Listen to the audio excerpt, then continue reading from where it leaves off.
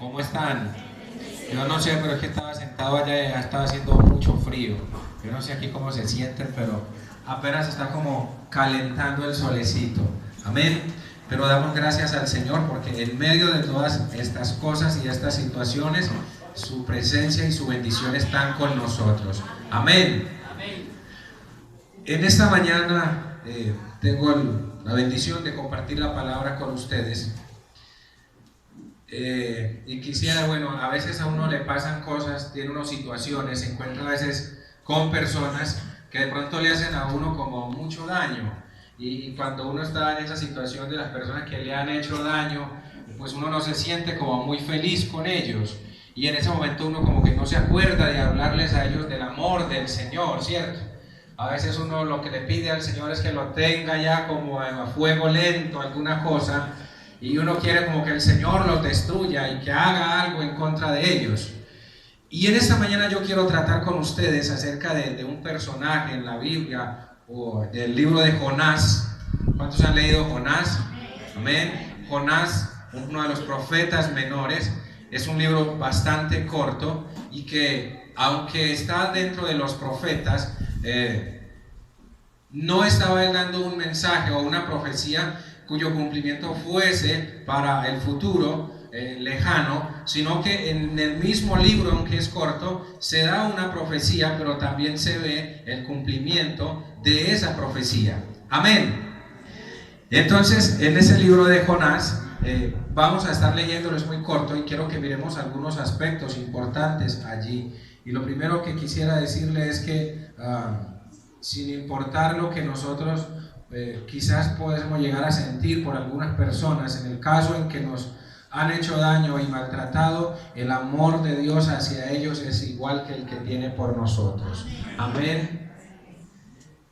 Entonces quiero que miremos Jonás capítulo 1, ahí está también, y vamos a estar leyendo aquí algunos versículos, y dice: vino palabra de Jehová a Jonás, hijo de Amitai, diciendo: levántate y ve a Nínive, aquella gran ciudad, y pregona contra ella, porque ha subido su maldad delante de mí. Amén. Ese es el contexto en el que inicia este libro. Ahora, Jonás, un profeta israelita de nacimiento, Nínive, la capital de Asiria, la ciudad o digamos el pueblo que había afligido por mucho tiempo al pueblo de Dios, que entre otras cosas los asirios tenían como que unos métodos de tortura bastante crueles, y que cuando cogían a otros pueblos y los apresaban eran bastante rudos e inclementes con ellos, y que quizás, yo no sé, los padres o los abuelos, los antepasados no lejanos de Jonás habían sido víctimas de los asirios, de sus malos tratos y de su crueldad. Y a estos que han sido quienes han maltratado al pueblo de Israel, es a quien Dios le está diciendo a Jonás que vaya y pregone contra quién, contra ellos. Es como si le estuvieran diciendo a usted: mire, ese familiar o ese vecino que vive allá a su lado y que pronto no lo trata muy bien a usted y que usted no se siente muy bien con él, que Dios le diga: vaya y hable contra él. Ahora, Jonás no le están diciendo: vaya y háblele porque voy a hacer algo bonito con ellos. El Señor está diciendo: su maldad ha subido delante de mí, quiero que vayas y pregones porque voy a destruir la ciudad. Pero entonces Jonás se pone como a pensar y dice: no, lo que Dios está diciendo es que la va a destruir, pero Dios conocía que, Jonás conocía el gran amor y la misericordia de Dios, que eso lo vamos a mirar más adelante. Verso 3: y Jonás se levantó, ¿para qué?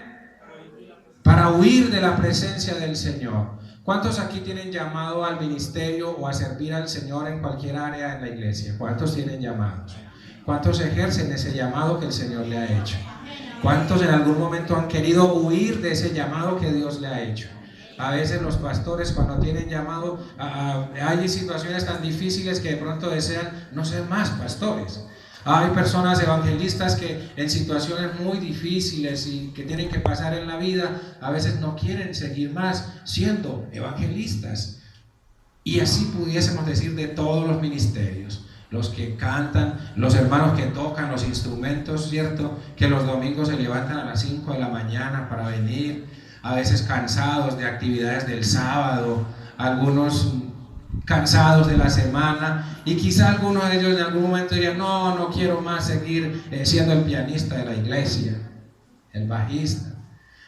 Y alguna vez pasamos todos por estas situaciones que queremos huir del llamado. Pero quiero decirle en esta mañana, no podemos huir de la presencia del Señor, y no podemos nosotros huir de lo que Dios quiere hacer en nuestra vida. Amén. El salmista decía, ¿a dónde huiré de tu presencia? Y él dijo, si bajare a lo profundo del mar, allá está tu presencia. Si subiese a los montes, allá también. Y él dice, en otras palabras, no podemos ir a ningún lugar porque tu presencia está en todo lugar. Y aquí está diciendo que Jonás se levantó ¿para qué? Para huir ¿de dónde? De la presencia de Dios. Una cosa que es imposible.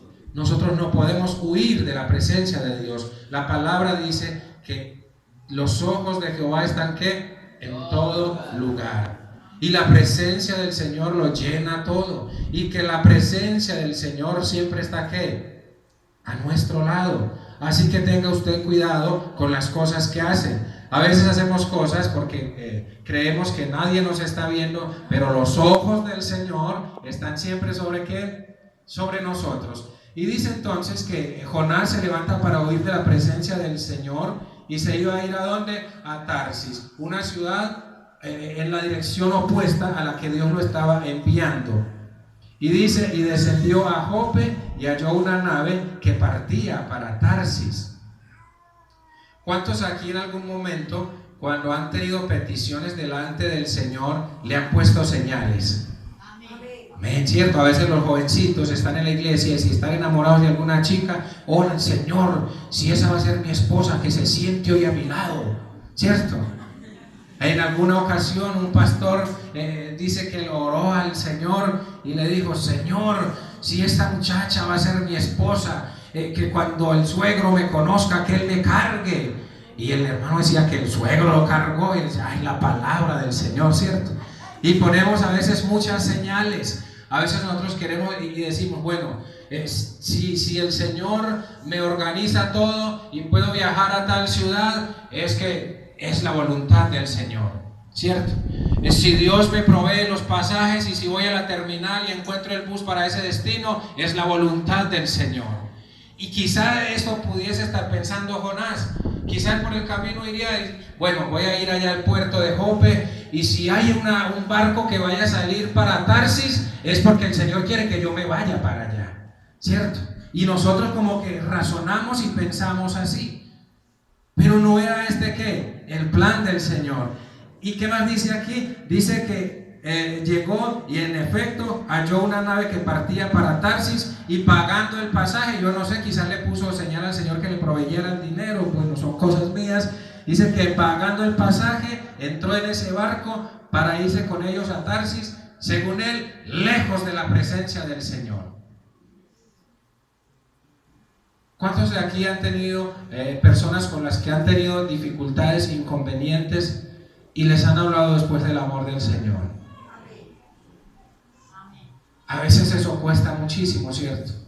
Hay personas que nos han lastimado, que nos han herido y que ahora nosotros conocemos del amor de Jesús y lo que el Señor ha hecho en nuestro corazón y que es nuestro deber hablarle a ellos, para que ellos también sean salvos, para que ellos también sean perdonados, para que ellos también sean redimidos por la sangre del Señor. Pero a veces nos cuesta demasiado trabajo poder hablarles a ellos, y es en esa situación en la que estaba Jonás. Ir a hablarle a un pueblo que los había maltratado, que los había, mejor dicho, había hecho muchas cosas malas con ellos, y a él está diciendo Dios, vaya y háblenle a ellos.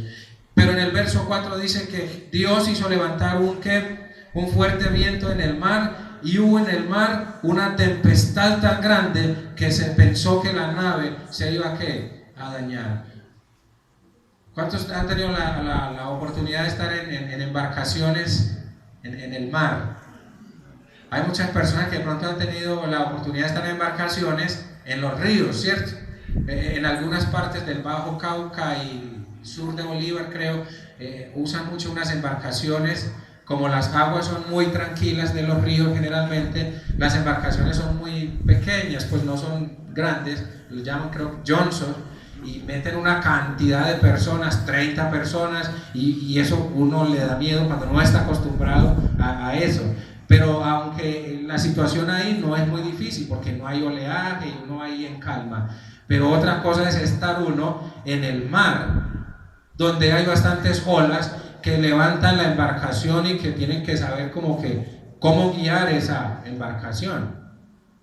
Yo recuerdo que una ocasión, mientras dábamos un paseo en una lancha rápida y había mucho oleaje, y el tipo que iba conduciendo la embarcación, pues claro, él veía que había muchos que como que no habíamos montado en eso y como que se nos veía el miedo, y él comenzó a hacer como unas maniobras con ese aparato, y yo lo que hacía era agarrarme del borde, y cuando esas olas pegaban y el agua como que comenzaba a entrarse, uno como que, Padre, por favor, en tus manos encomiendo mi espíritu o alguna cosa, ¿cierto? Porque da miedo. Pero lo que estaba pasando aquí era algo muchísimo mayor, porque personas experimentados en navegación estaban con miedo de que esa nave, de que esa embarcación se podía romper por la tempestad que se había levantado en ese momento. Y dice que cuando ellos están en esa situación de esa tempestad, todos comenzaron a clamar a quién, a sus dioses. Yo no sé cuántos dioses tenían los que habían ahí. Y si fuera hoy en día, yo creo que le rezarían a un santo, al otro, y sacarían estampitas y cositas, y no pasaba nada. Y mientras están en esa situación, dice que Jonás estaba en la bodega del barco, allá bien abajo de la embarcación, y estaba, ¿qué? Durmiendo. ¿Cómo hace ese tipo? Esta situación tan difícil donde todos están con miedo, y él es el único que está, ¿qué? Durmiendo. Porque según él, cuando se montó en la embarcación, pensaría que esa era la voluntad del Señor, que él fuera ahí. Pero cuando está ahí, ¿qué hacen? Lo despiertan y le dicen, ¿usted quién es? ¿Usted qué hace? ¿Por qué nos ha sobrevenido todo esto? ¿Qué es lo que está pasando? En otras palabras, le está diciendo, yo creo que usted es el único que tiene la culpa. Y miren lo que pasa con Jonás. Primero Dios le dice que vaya a Nínive, pero él dice que no, descendió a Jope. Y cuando está allá se monta en la embarcación, y estando en la embarcación dice que va a ¿dónde? Abajo, allá en la bodega. ¿Comenzó a qué? A bajar. ¿Cuántas veces nosotros comenzamos a decrecer en nuestra vida y en nuestra relación con Dios? Y comenzamos a menguar, y comenzamos a reducir nuestra relación con el Señor. Y él está ahí en esa situación, y entonces él les dice, es que yo soy siervo del Dios que hizo los cielos y la tierra y el mar. Cierto, él ahora sí dice, soy siervo del Señor, porque muchas veces uno se encuentra con personas que dicen, es que soy el siervo del Señor, yo soy el evangelista internacional X, yo soy el pastor X, ¿cierto? Porque a veces hay muchos títulos, y él dice, yo sirvo al Señor, y ellos le dicen, ¿qué vamos a hacer con usted? Y él les dice, ni modo, hagan una cosa, échenme al mar. Imagínese usted en una embarcación, y que un tipo sea, por él sea que estén en esa situación, y que le diga, échenme al mar. En otras palabras, mátenme. Y dice que ellos, ¿qué hicieron? Le oraron al Dios de Jonás y le dijeron, Señor, por culpa de este tipo nos ha venido todo esto, que nosotros no seamos culpables de nada, pero va para el agua. Pero dice que aquí Dios había que preparado un gran pez. ¿Ustedes saben cómo se llamaba ese pez? No. Ese pez se llamaba Pun. Y usted dice, ¿a cuántos de ustedes se acuerdan del corito que nos enseñaban en la escuela dominical de niños? Que decía, Jonás no le hizo caso a la palabra de Dios, por eso al mar profundo la gente lo tiró, y vino un pez muy grande y ¡pum! Se lo tragó. ¿Sí? Eso es chiste, eso es cuento, hermano. No vaya a creer a usted después a decir que el pez se llamaba Pun. No, eso es un chiste. Pero dice que lo hacen, lo tiran al agua. Dios dice, Dios preparó un gran pez, y ese pez se tragó a Jonás. Dios había que preparado el pez. Y entonces el pez, ¿qué hizo? se tragó a Jonás. Aquí en el verso 17, pero Jehová tenía preparado un gran pez, no sabemos qué especie era, para que se tragase a Jonás. Y estuvo Jonás en el vientre del pez 3 días y 3 noches. Eso en 3 días y 3 noches debe ser mucho lo que un pez da vueltas allá. Y él, cuando está en el vientre de ese pez, él hizo una oración. Él no hizo la oración antes de irse para otro lado. Él no hizo la oración antes de tomar decisiones diferentes a lo que Dios le estaba diciendo. Él hace la oración acá cuando ve que está ¿en qué? En peligro de muerte. ¿Qué tal si le damos una lectura de esta oración? Capítulo 2, versículo 1. Entonces oró Jonás a Jehová, su Dios, desde el vientre del pez, y dijo: invoqué en mi angustia a Jehová, y él me oyó. Desde el seno del Seol clamé, y mi voz oíste. Me echaste a lo profundo, en medio de los mares, y me rodeó la corriente. Todas tus ondas y tus olas pasaron sobre mí. Entonces dije: desechado soy delante de tus ojos, mas aún veré tu santo templo. Las aguas me rodearon hasta el alma, rodeóme el abismo, el alga se enredó a mi cabeza. Descendí a los cimientos de los montes, la tierra echó sus cerrojos sobre mí para siempre. Mas tú sacaste mi vida de la sepultura. Oh Jehová, Dios mío, cuando mi alma desfallecía en mí, me acordé de Jehová, y mi oración llegó hasta ti en tu santo templo. Los que siguen vanidades ilusorias, su misericordia abandonan. Mas yo con voz de alabanza te ofreceré sacrificios, pagaré lo que prometí, las salvaciones de Jehová. Y Jehová mandó al pez y vomitó a Jonás en la tierra. ¿Qué tal esta oración? Él está diciendo, la tierra que dice cerró ¿qué? Su cerrojo sobre mí. En otras palabras está diciendo, ya estoy muerto, ya no hay más nada que hacer. Pero en el fondo de su corazón dice que él aún conservaba la esperanza de ver nuevamente ¿qué? El templo del Señor. Y Dios escuchó ¿qué? La oración de Jonás. Él ahora sí dice, en mi angustia clamé al Señor, y él oyó mi voz. Capítulo 3. Vino palabra de Jehová por segunda vez a Jonás diciendo, levántate y ve a Nínive, aquella gran ciudad, y proclama en ella el mensaje que yo te diré. Verso 3, y se levantó Jonás y fue a Nínive conforme a la palabra de Jehová. Y era Nínive una ciudad grande en extremo, de 3 días de camino. Y comenzó Jonás a entrar por la ciudad, camino de 1 día, y predicaba diciendo, de aquí a 40 días Nínive será destruida. ¿Ven?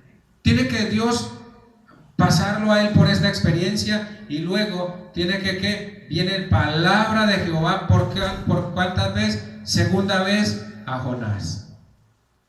Yo sé que muchos de los que estamos aquí, el Señor nos ha encomendado, digámoslo así, tareas, ministerios, cosas que hacer. Y yo no sé cuánto tiempo usted lleva sin poder realizar lo que el Señor le ha dado, sin hacer la tarea a la cual el Señor le ha encomendado.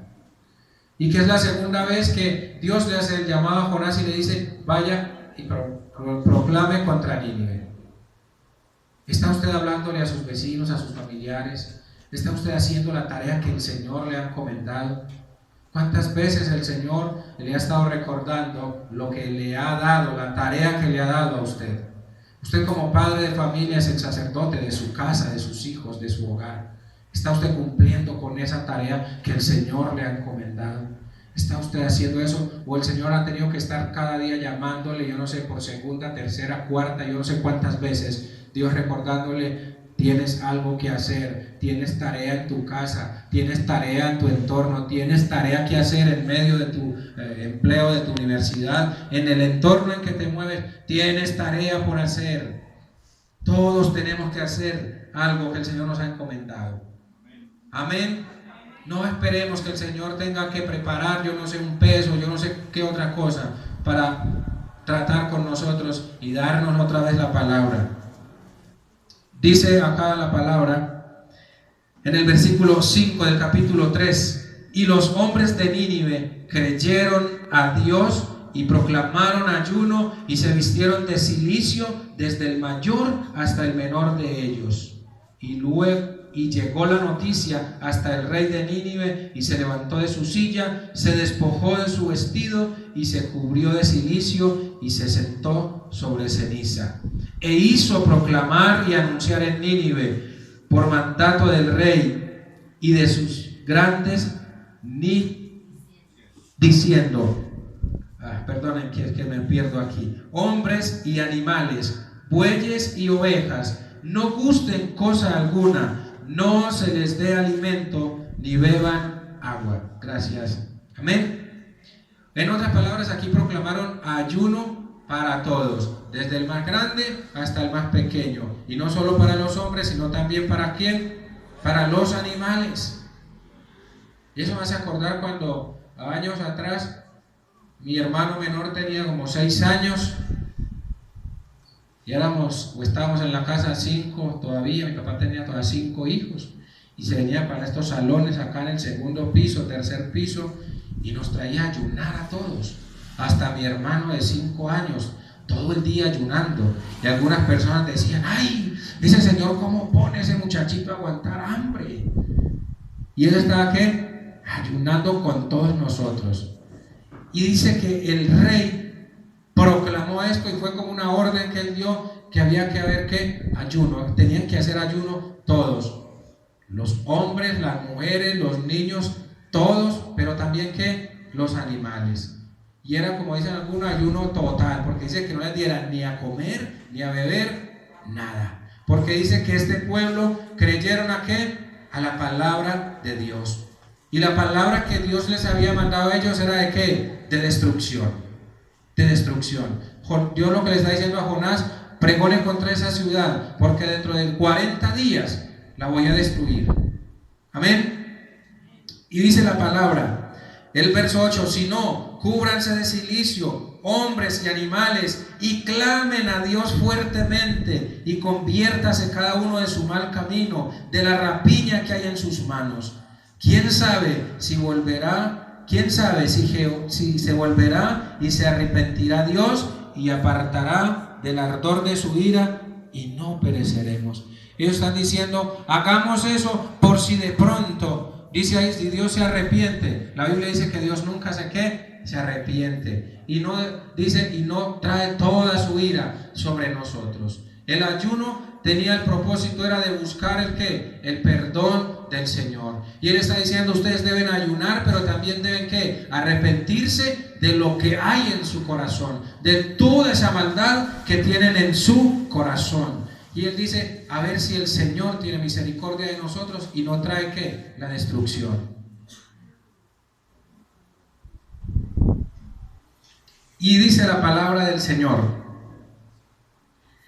verso 10, y vio Dios lo que hicieron, y que se convirtieron de su mal camino, y se arrepintió del mal que había dicho que les haría.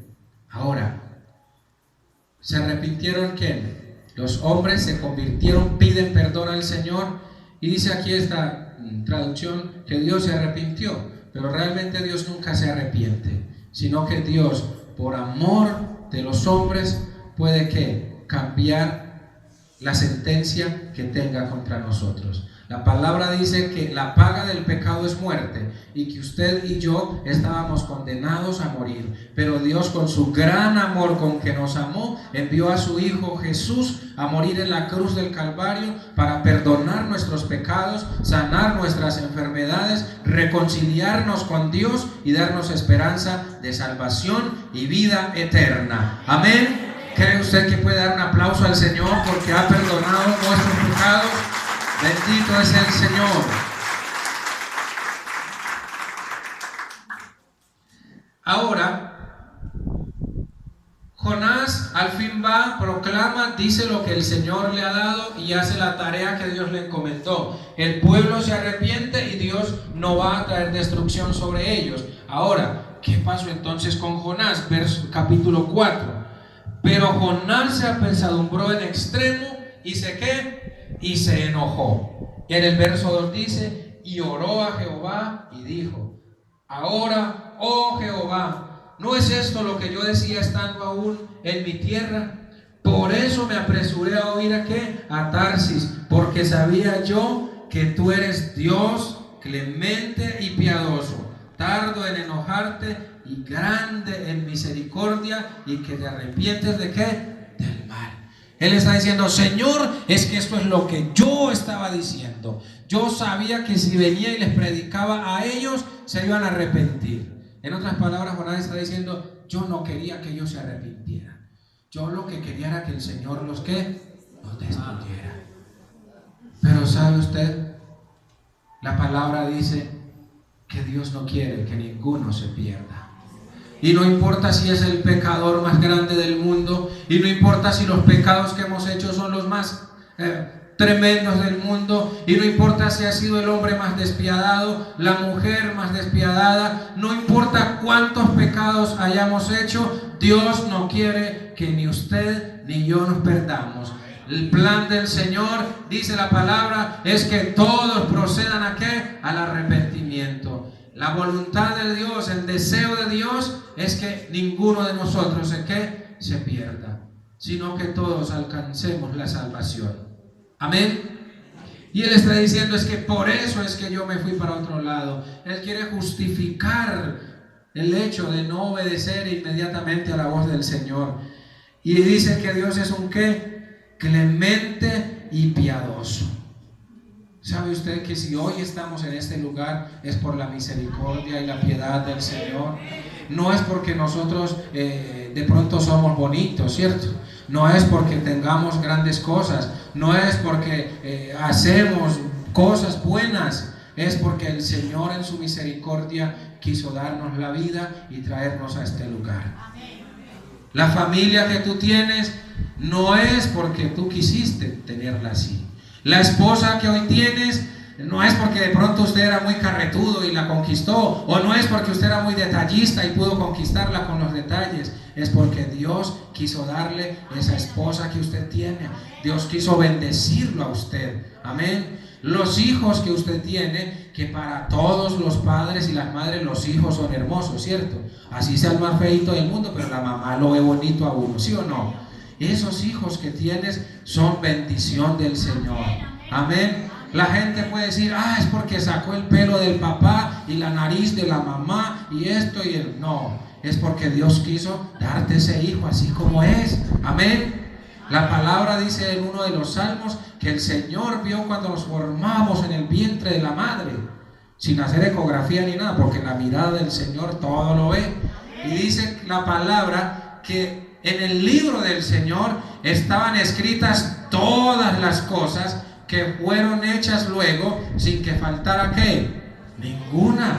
La gente a veces no están contentos con la nariz que tienen, ¿cierto? No están contentos con muchas cosas de su físico. ¿Sabe usted que su apariencia y lo que usted es hoy es el resultado de lo que ya estaba escrito en el libro del Señor? Eso no es porque se combinaron los genes de dos personas. Dice que todas esas cosas estaban escritas sin que faltara ninguna. Allá estaba escrito cuántos centímetros de estatura. Allá estaba escrito el tamaño de la nariz, ¿cierto? Algunos se ríen. Eso estaba escrito en el libro del Señor.